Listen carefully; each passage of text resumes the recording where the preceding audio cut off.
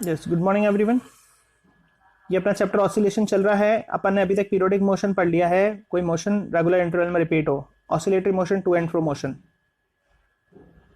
हर oscillatory motion periodic होता है, लेकिन पीरियोडिक हर मोशन ऑसिलेटरी नहीं होता। सिंपल हार्मोनिक मोशन जो मोशन डिस्प्लेसमेंट पे डिपेंड करता है, जैसे पेंडुलम को डिस्प्लेस करा तो फिर मोशन चालू हो जाता है, रीस्टोरिंग फोर्स डेवलप हो जाता है। लेकिन रीस्टोरिंग फोर्स डिस्प्लेसमेंट के अपोजिट होता है, इसलिए माइनस लिखा, के कांस्टेंट।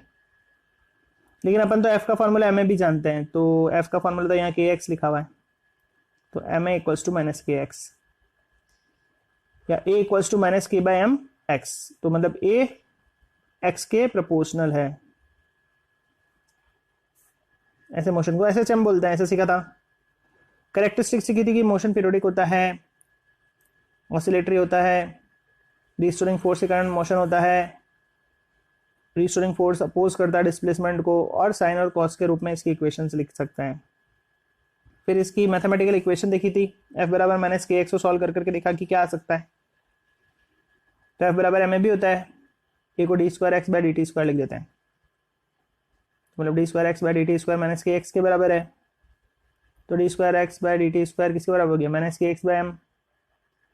तो इक्वल्स टू के उधर लिया हो इसको, माइनस के बाय के एक्स बाय एम को, तो प्लस का हो जाएगा। ये इक्वेशन, मतलब ये फर्स्ट इक्वेशन को ये भी लिख सकते हैं, देखो।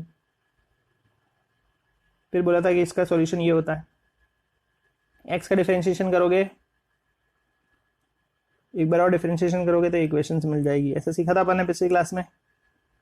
टाइम पीरियड डायरेक्ट यहां से देख लो, time to repeat oscillation, time का फॉर्मूला 2 पाई बाय ओमेगा लिखा। कैसे लिखा, 2 पाई होता है डिस्प्लेसमेंट, ओमेगा वेलोसिटी, ठीक है। ओमेगा को अंडर रूट के बाय एम लिख दिया। कैसे लिख दिया, ये पिछली क्लास में वापस डिराइव करा दिया था मैंने। हार्मोनिक ऑसिलेटर जो ऑसिलेशन करे, डिस्प्लेसमेंट जितना दूर हो गया पार्टिकल अपने मीन पोजीशन से, amplitude maximum displacement, oscillation one complete to and fro motion, time period time taken to complete one oscillation, frequency 1/t। आ गया होगा यहाँ तक समझ में, ठीक है। यहाँ तक क्लियर हो गया बात। Simple harmonic motion, acceleration x के प्रोपोर्शनल है, इसकी कैरेक्टरिस्टिक हो गया, इसकी डिफरेंशियल इक्वेशन हो गई। फिर अपन ने x equals to a cos omega t plus phi लिखा, इसका डिफरेंशिएशन करके देखा, एक बार और करके देखा। यहाँ पर फाई नॉट को इपॉच बोलते हैं इनिशियल। टाइम पीरियड देखा, इसका क्या होगा, एस एच एम का 2 पाई बाय ओमेगा, ओमेगा को अंडर रूट के बाय एम लिख दिया। फिर कुछ टर्म देखे, harmonic oscillator, displacement, amplitude, oscillation, frequency, angular frequency, phase, initial phase. फिर ये देखा कि भाई एक्स क्या हो सकता है, A cos omega t, sine y क्या हो सकता है, ए साइन ओमेगा टी। फिर एक अपन ने कोई इक्वेशन दे रखी है, उसको प्रूव करना था, एस एच एम है, तो उसका डबल डिफरेंशिएशन करा तो एक्सेलरेशन एक्स के प्रोपोर्शनल आया। उसमें ए को ए कॉस फाई लिख दिया, बी को बी साइन ए साइन फाई लिख दिया, दोनों के स्क्वायर को जोड़ के देखा क्या आंसर आएगा, और डिवाइड करके देखा क्या आंसर आएगा। अब ये पोजीशन की इक्वेशन से वेलोसिटी कैसे निकालते हैं, डिफरेंशिएशन करके साइन थीटा को under root 1 minus cos square theta लिख देते जब जरूरत पड़े, कॉस थीटा को बेस अपॉन हाइपोटेनस लिख सकते हैं। एक्स बराबर 0 रखेंगे, एक्स बराबर ए रखेंगे तो वेलोसिटीज भी निकाल ली थी अपन ने, ठीक है।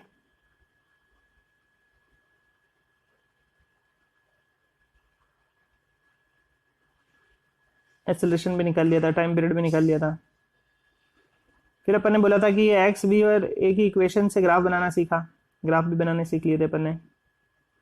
एनर्जी के लिए अपन ने क्या करा था, एक्स लिया था, फिर वेलोसिटी निकाली थी, फिर kinetic energy half m v square करा था, ठीक है। साइन स्क्वायर थीटा को 1 माइनस कॉस स्क्वायर थीटा लिख के देखा, कॉस थीटा को वापस बेस अपॉन हाइपोटेनस लिखा। पोटेंशियल एनर्जी के लिए एफ बराबर माइनस के एक्स से स्टार्टिंग करी, वर्क निकाला minus F D x, F को माइनस के एक्स लिखा था, टोटल एनर्जी दोनों को ऐड कर दिया था। हाफ के ए स्क्वायर आ गई थी। फिर अलग अलग पोजीशन पे अपन ने काइनेटिक और पोटेंशियल एनर्जी निकाल ली थी, ग्राफ बना लिए थे। ठीक है, पुराना लेक्चर्स वापस देख लें अगर किसी को कोई भी डाउट हो तो। अब है स्प्रिंग के लिए अपन को रिलेशन निकालना है। एफ बराबर होता है minus k x, M A हो गया माइनस के एक्स, तो ए हो गया minus k by m x. के बाई एम को ओमेगा स्क्वायर लिख देंगे, कैसे लिख देंगे डिराइव करा रखा है। तो एक्सेलरेशन एक्स के प्रोपोर्शनल है स्प्रिंग में, मतलब ऐसे चम करेगा। टाइम पीरियड निकालना है इसके ऑसिलेशन का, तो टाइम होता है 2 पाई बाय ओमेगा। 2 पाई लिख दिया, ओमेगा को under root k by m लिख दिया, तो टी हो गया 2 pi under root m by k. Frequency निकालनी है तो 1 बाय टाइम पीरियड होता है 1 bye 2 pi under root k by M, ये फ्रीक्वेंसी हो गई।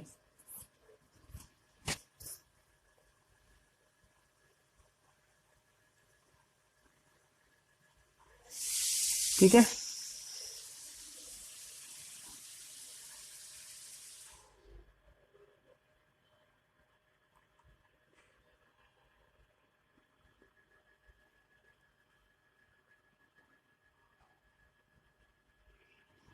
अच्छा वर्टिकली स्प्रिंग को लटका दिया, देखो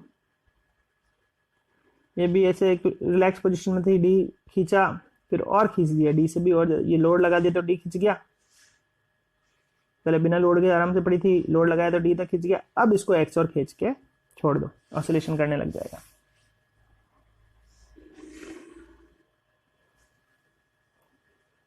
तो वे इसका फोर्स क्या लगेगा, एम जी के एक्स की जगह के डी लिख देंगे।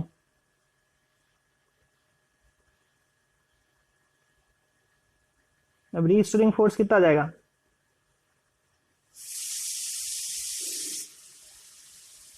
एक तो एम जी फोर्स लग ही रहा है, प्लस माइनस के एक्स,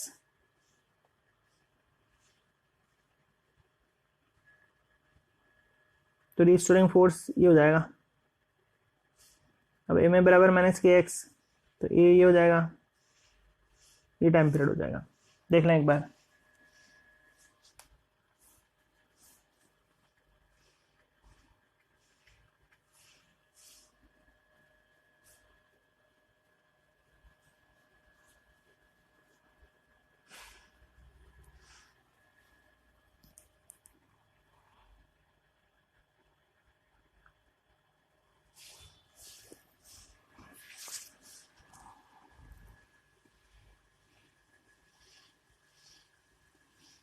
चलिए आगे बढ़ रहे हैं। अब ये कॉम्बिनेशन देख लेते हैं स्प्रिंग का। देखो एक के आगे जोड़ा है तो सीरीज, और ऐसे एक साथ जोड़ दें तो पैरेलल।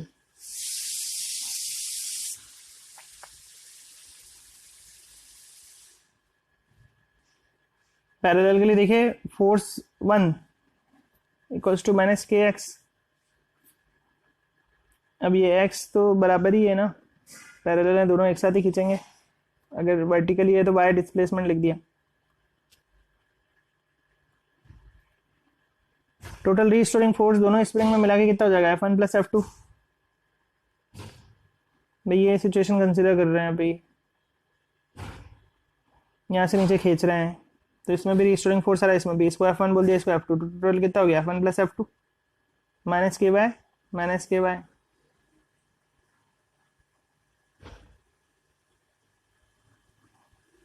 ठीक है यहाँ तक। अब इसको कंपेयर करो इस स्टैंडर्ड इक्वेशन से, बराबर माइनस के वाई से, तो वाई हो गया, और के किसके बराबर हो गया, K1 प्लस K2। मतलब पैरेलल में टोटल कितना हो जाएगा, K1 प्लस K2।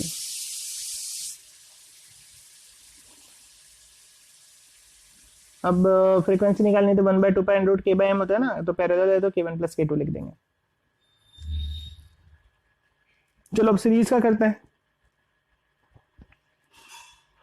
फोर्स लगाया तो एक स्प्रिंग खिंच गई x1 और दूसरी खिंच गई x2,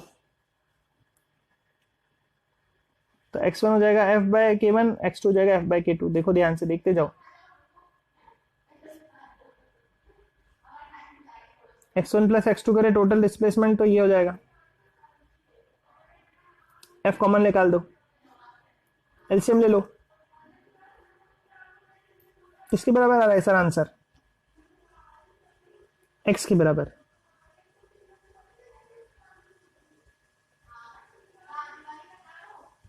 अब एफ को तो यहीं रखो और एक्स के पास को k1 k2 और ये ले जाओ। अब इसको तुलना करो इस स्टैंडर्ड इक्वेशन से, f बराबर माइनस के एक्स, तो एक्स तो एक आ ही रहा है, k किसके बराबर हो गया k1 k2 अपन k1 प्लस k2। तो यहाँ पर अब फ्रीक्वेंसी निकालनी है तो 1/2π√k/m ये फॉर्मूला होता है, पीछे डिराइव कर रखा है। देखो भाई ऐसे आएगा ही नहीं समझ में बिल्कुल, हाथ से जब तक पुराने लिखोगे नहीं, बार बार पढ़ो, अपने नोट्स बनाओ, बार बार पढ़ो कि ये कहाँ से है। पुराना मैं बोलता हूँ कि फ्रीक्वेंसी 1/2π√k/m है, तो कहाँ आया पुराना, कहाँ देखा ये, तो वहाँ जाके देखो एक बार वापस, ऐसे बार बार देखोगे तब ये जाके चैप्टर स्ट्रांग होगा। अब k की जगह लिख दिया k1 k2 अपन k1 प्लस k2, ठीक है। चलिए अब अपन देखते हैं सिंपल पेंडुलम। ये पेंडुलम है, इसको यहाँ से छोड़ देंगे, ये नीचे जाएगा। देखो धागे में खिंचाव को टेंशन बोलते हैं। ये वेट इधर mg है, तो इसका कंपोनेंट इधर हो जाएगा mg cos थीटा और इधर हो जाएगा mg sin थीटा। ये mg sin थीटा के कारण इधर आ रहा है, ये ध्यान रखना। ये थीटा एंगल है, ये दूरी को x बोल दिया, थीटा ये x हो गया, लेंथ ऑफ आर्क भी बोल सकते हैं, ठीक है। देख लो एक बार डायग्राम अच्छे से देख लो। x को क्या लिख दिया l थीटा, कैसे, थीटा होता है x/l, थीटा होता है length of arc upon radius, तो x को l थीटा, कहीं नीड पड़ेगी तो x को l थीटा रखेंगे। डायग्राम दिख रहा है ना ये, इसमें ये x ये दूरी को l थीटा कैसे लिखा हुआ है, थीटा बराबर length of arc upon radius, तो x को l थीटा लिखा हुआ है। चलो अब आगे बढ़ते हैं। किस फोर्स के कारण बॉडी पीछे आ रही है, mg sin थीटा, ठीक है। अभी इस थीटा बहुत छोटा है तो sin थीटा को थीटा लिख सकते हैं, mg थीटा लिख दिया, थीटा को x/l लिख देंगे। अब नहीं एफ तो एम ए बी के बराबर भी होता है, तो ए हो गया ये, लेकिन ए को तो ओमेगा स्क्वायर एक्स भी बोलते हैं, बोलते हैं कि नहीं बोलते, बोलते हैं ना। टाइम का फॉर्मूला होता है 2π/ओमेगा, ओमेगा को क्या लिख देंगे यहाँ से ओमेगा को क्या लिख देंगे, x काट दो, ओमेगा हो जाएगा √g/l, तो t = 2π√l/g, ये फॉर्मूला हो गया।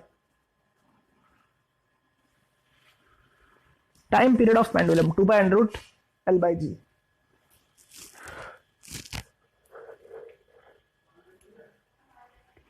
देख लीजिए अच्छे से एक बार, f बराबर माइनस mg sin थीटा के कारण वो पीछे आ रहा है। देखो कहाँ है डायग्राम में, देख लो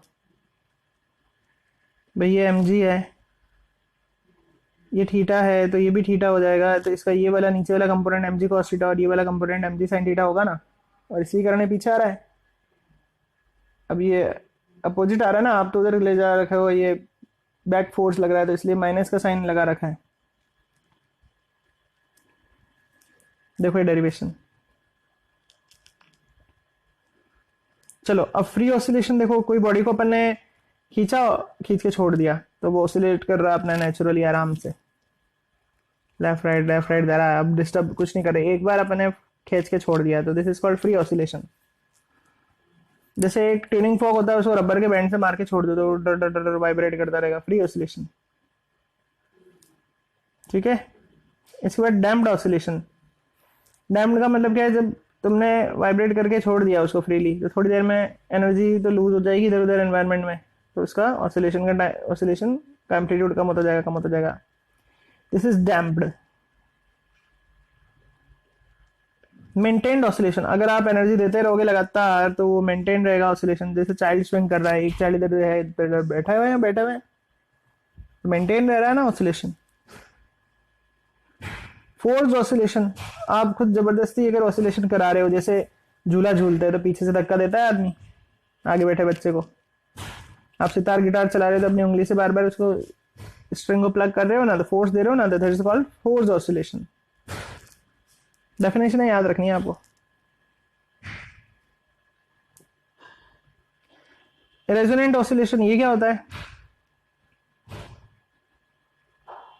अगर मान लो कि जैसे एक पर्सन बोल रहा है, मान लो सारे का मैं पता नहीं सा ऐसा आ ऐसे बोल रहा है, और दूसरा भी आ ऐसे बोल रहा है, दो एक साथ बोले, दो तुम पास पास बैठे बच्चे बोल के देखना एक बार। अब दोनों की फ्रीक्वेंसी मैच हो जाएगी ना, तो ऑसिलेशन बढ़ा हुआ दिखेगा, आवाज तेज आती हुई नजर आएगी, इसे बोलते हैं रेजोनेंट ऑसिलेशन। दो बॉडी के ऑसिलेशन या की फ्रीक्वेंसी मैच हो जाए ना, तो आवाज़ की लाउडनेस बढ़ जाती है, इसे बोलते हैं रेजोनेंस ऑसिलेशन। जैसे आर्मी के ट्रुप होता है, वो जब ब्रिज पे से गुजरते हैं तो उनको मार्च पास्ट करने से मना कर देता है। क्यों? क्योंकि उनकी कदम ताल करते हैं, जब एक साथ मारते हैं, एक साथ ऊपर उठाते हैं, एक साथ नीचे पैर, एक साथ ऊपर, तो उनकी जो ऑसिलेशन की फ्रीक्वेंसी है, अगर ब्रिज की फ्रीक्वेंसी से मैच कर जाए, अंदर के जो सरिये वगैरह लगा रखे हैं, रॉड लगा रखे हैं, उनकी फ्रीक्वेंसी से मैच हो जाए, तो ऑसिलेशन का एम्पलीट्यूड बढ़ जाएगा और वो ब्रिज में क्रैक आ सकता है। इसलिए उनको मार्च पास्ट से रोक देता है। तो दो चीज़ों की फ्रीक्वेंसी मैच हो जाए ना, तो उसे रेजोनेंस बोलते हैं। रेजोनेंस का मतलब मैच होना। जैसे ये एक्सपेरिमेंट देखो, इसमें ये पेंडुलम है, एक पेंडुलम को इधर प्लग करके छोड़ दो, थोड़ी देर में सारे पेंडुलम एक साथ हिलने लग जाएंगे, तो इससे बोलेंगे रेजोनेंस। रेजोनेंस आ गया।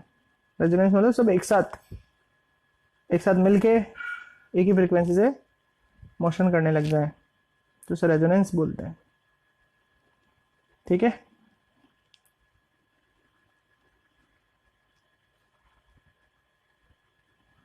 अभी न्यूमेरिकल देखो, अपने आप देखो, ये करके देखो अपने आप। फ्रीक्वेंसी का formula, number of beats upon time, time period का फॉर्मूला 1/फ्रीक्वेंसी। चलो नेक्स्ट क्वेश्चन देखो। एक सिंपल पेंडुलम है, उसके इक्वेशन लिखी है x बराबर 10 साइन अंदर लिखा है 20t प्लस 0.5। इस इक्वेशन को देखते हुए ये ढूंढना है कि क्या इसका एम्पलीट्यूड होगा, क्या फ्रीक्वेंसी होगी, क्या इनिशियल फेज होगा, ये सब बताना है। देखो कैसे करेंगे। ये एक स्टैंडर्ड इक्वेशन अपन ने पढ़ रखी है, ए साइन ओमेगा टी या ए कॉस ओमेगा टी, मैच हो रहा है इससे।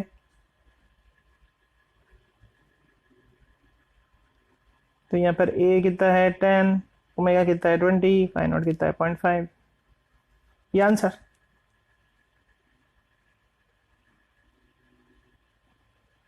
फ्रीक्वेंसी निकालनी है तो टाइम पीरियड निकाल लो पहले, फिर 1/फ्रीक्वेंसी कर दो।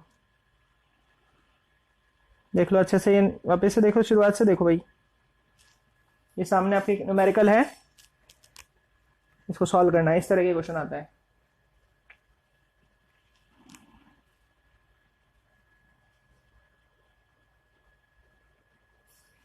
देखें इसका सॉल्यूशन, देखें इस स्टैंडर्ड इक्वेशन से सबको रिलेट करते हुए आंसर आपके ये आने चाहिए। देख लो, मैच कर लो।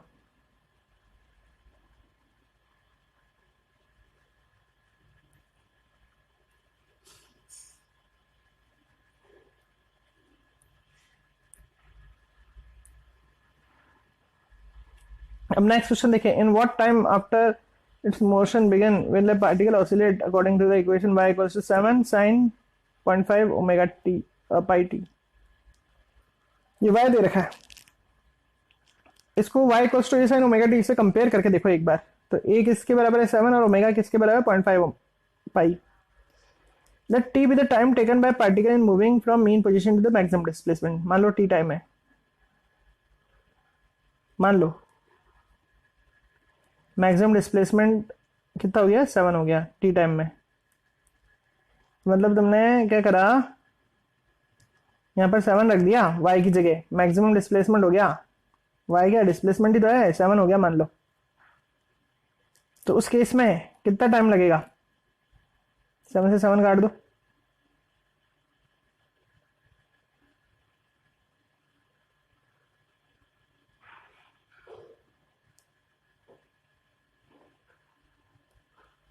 पॉइंट 5 पाई का मतलब क्या होता है, पाई/2 होता है।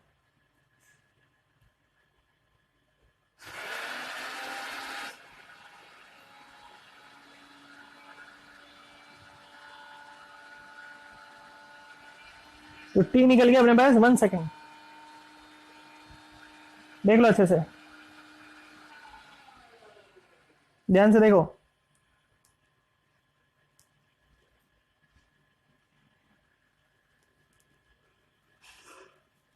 मीन पोजीशन से मैक्सिमम डिस्प्लेसमेंट, मतलब ये पाई/2 एंगल की बात चल रही है।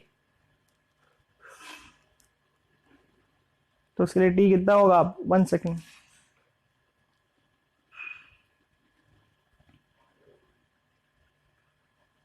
तो it should be, this whole should be equals to 1। Maximum answer 1 होता है, मैक्सिमम डिस्प्लेसमेंट।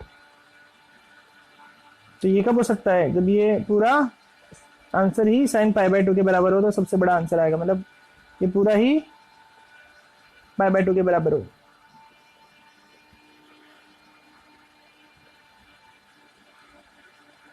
देखो सिंपल सी मैक्स है, 1 को साइन पाई बाय 2 भी लिख सकते हैं, इतनी सी तो बात है। तो टी निकालना है। देखो भाई ध्यान से देखो एक बार, मैथमेटिकली तुमको आ जाएगा समझ में। ये 7 रख दिया, ये 7 है, 7 के नीचे 7 बचा दिया, 1 हो गया। तो दिस इज इक्वल टू 1। 1 को साइन पाई बाय 2 भी लिख सकते हैं। अब यहाँ भी साइन, यहाँ भी साइन, मतलब pi by 2 should be equals to 0.5 pi t. Pi से पाई कट जाएगा, तो टी 1 सेकेंड आ जाएगा। तो 1 सेकेंड के बाद मैक्सिमम डिस्प्लेसमेंट पे पहुंच जाएगा।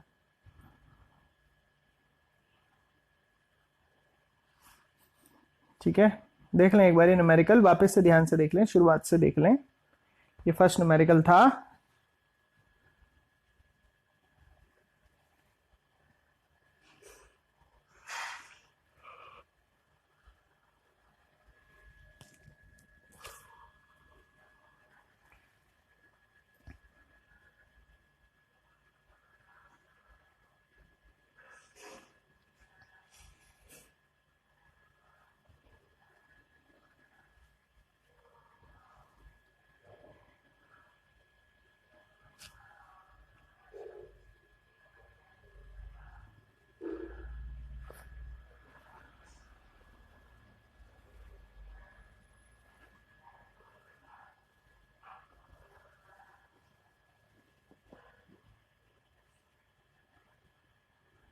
अब ये सेकंड वाला देख लें अच्छे से।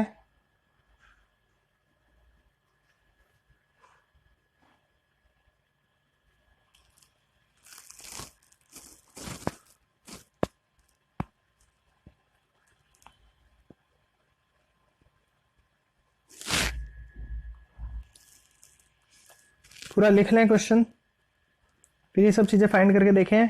5 मिनट आपको दे रहा हूँ, फिर आंसर मैच करेंगे कि आपका आंसर इधर गिवन आंसर से सेम आ रहा है कि नहीं आ रहा। करके देखो बिल्कुल। इक्वेशन स्टैंडर्ड याद रखना, x equals to a sine omega t, उससे कंपेयर कर लेना। कभी साइन दे दें, कभी कॉस के दें, कोई इश्यू नहीं है, दोनों ही पीरियोडिक ही हैं, इसलिए आपको कंफ्यूज नहीं होना है। क्वेश्चन में जो दे रखा है उसके अकॉर्डिंग मैच करती हुई इक्वेशन लिख दो आप। तो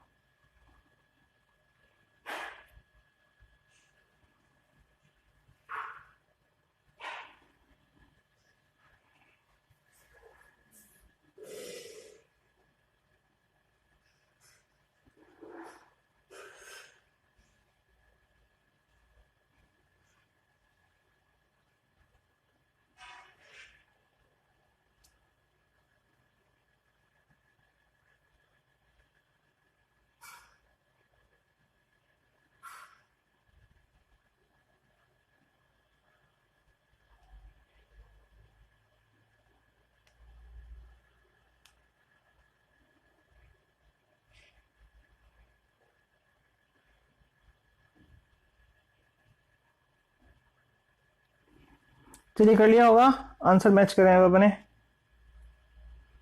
देखिए यही आंसर आ रहे हैं क्या।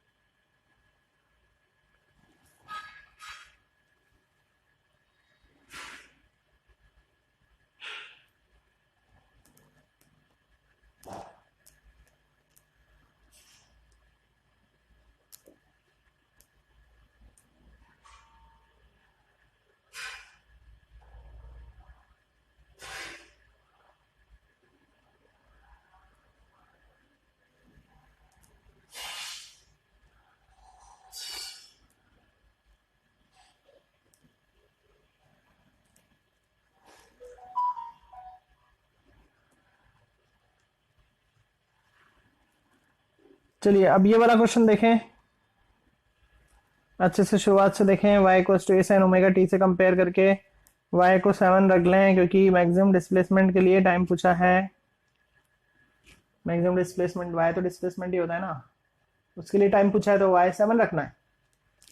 रख के देखें एक बार, देखते हैं आपके आंसर मैच होता है कि अपने आंसर से।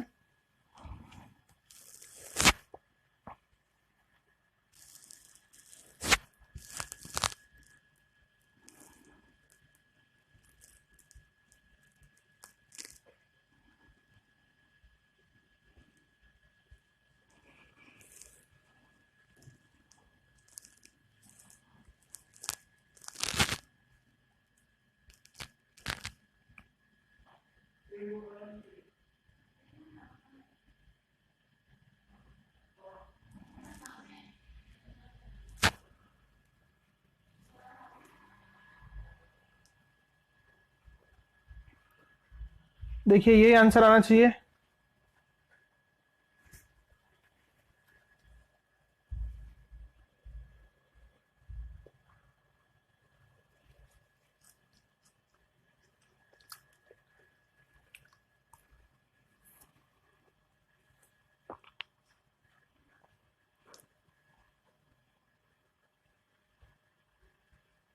देख लें अच्छे से, कोई जल्दबाजी ना करें, आराम से करें क्वेश्चन, पूरा कॉपी में सॉल्व करके देखें कैसे हुआ। या y की जगह 7 क्यों रख दिया, क्वेश्चन में बोल रखा है, क्वेश्चन को पढ़ें अच्छे से। नहीं पढ़ा हो तो देखो, पढ़ो क्वेश्चन को। In what time after it began, if motion began will a particle oscillate according to the equation move from mean position to maximum displacement। Maximum मतलब y बराबर भी 7 रखना पड़ेगा।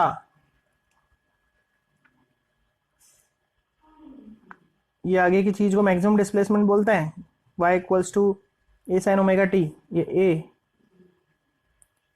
मैक्सिमम डिस्प्लेसमेंट को एम्पलीट्यूड बोलते हैं। तो आपने बोल रहा है कि डिस्प्लेसमेंट मैक्सिमम ही करना है, तो इसी जगह भी 7 ही रखना है।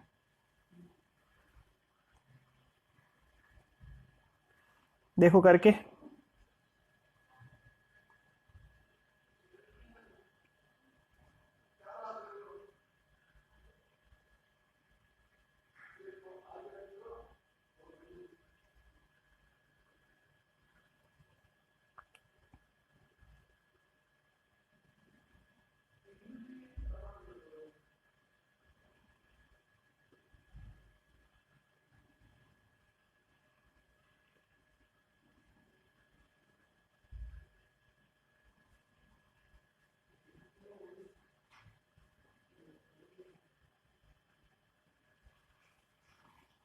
चलिए हो गया होगा, एक बार रिवाइज कर लेते हैं वापस से।